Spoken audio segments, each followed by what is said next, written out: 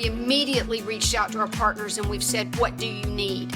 Some of them need volunteers, some of them need cash, some of them need products, and we are working to meet those needs. And the generosity of people, whether they're bringing us things that can be used, diapers, bug spray, people are working outside and people picking up yard debris that has blown, could be needing of trash bags. I mean, the list of things that people need is long.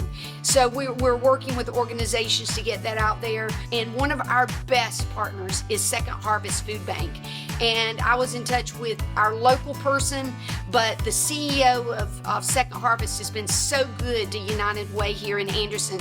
So in talking to her, we are going to have 15 sites where we're going to have anywhere from 100 to 200 boxes of food available. And we're putting those all over the county. We are going to have volunteers that are interested in cleaning up people's yards, especially seniors and those that are disabled. And we'll be putting out a message that says, if you need help or if you're interested in volunteering, we want to match the two. Doing a food distribution that we normally do every first Friday here at the Jockey Lot. We'll typically see 600 to 700 families, usually about the 17% average you'll see of the food insecurity.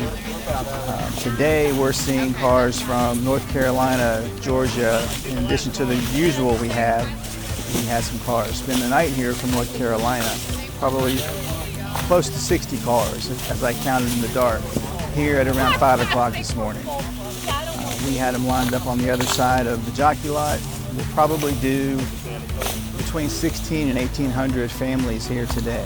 Typically we'll have probably 20 volunteers show up to help on average, and today we're looking at probably close to 70 volunteers. People just calling, wanting to come in and help.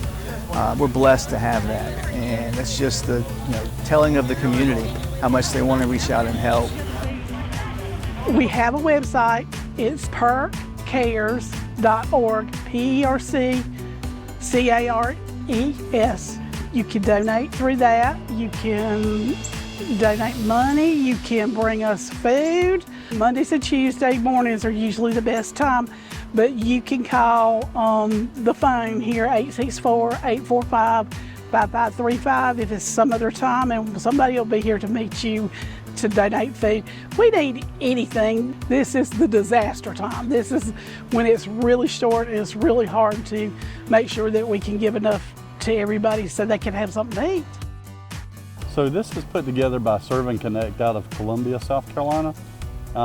We are part of this. The division out of Serve and Connect is Greg's Groceries, and this is food that's provided by the Walmart Foundation.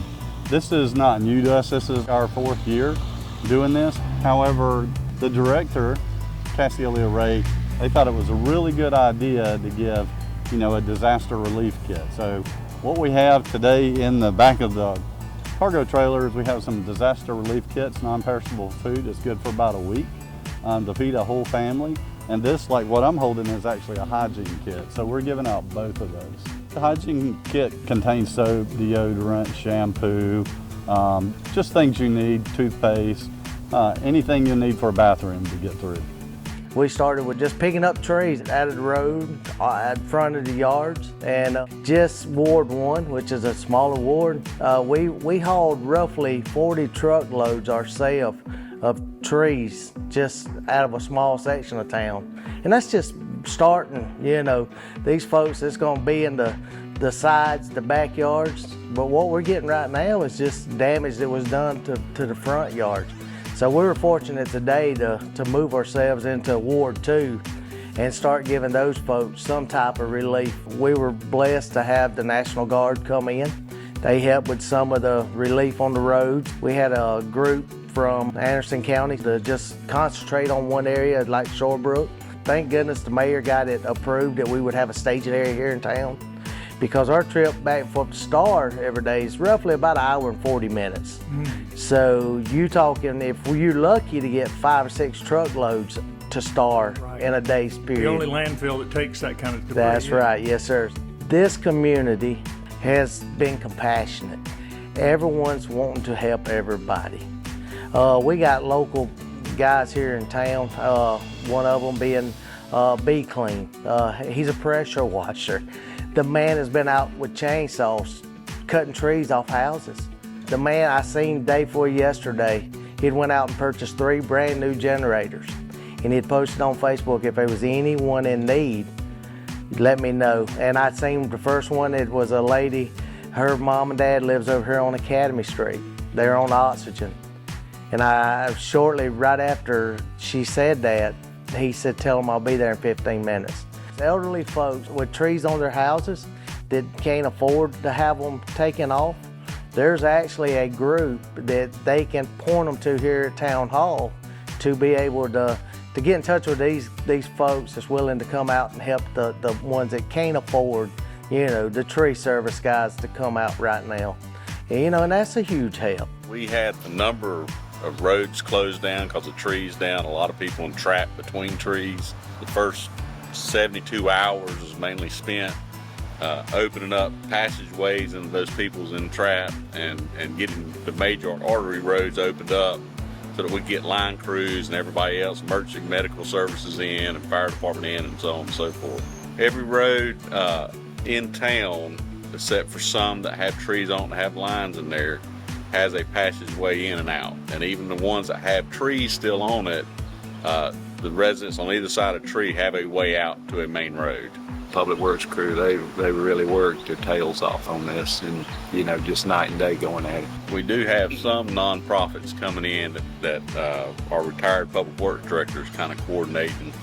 And he has a list and he's going through people that called in. He's prioritizing based on guidelines that have been given to him.